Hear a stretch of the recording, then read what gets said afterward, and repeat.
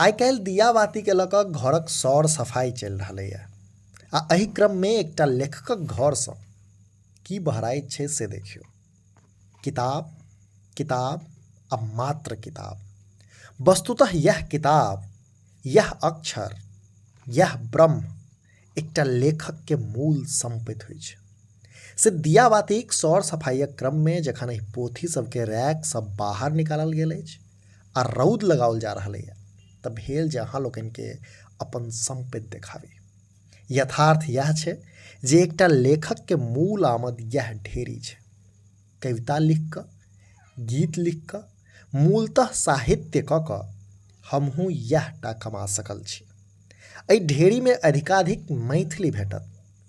हिंदी, अंग्रेजी सहित आन भाषाक ढेरी एहिसँ छोट छै तेँ नहि देखा रहल छी। मने हमरा खरिहानमे मैथिलीक ढेरीक आगू आन भाषाक ढेरी झूस जकाँ अछि। एखन एतबे।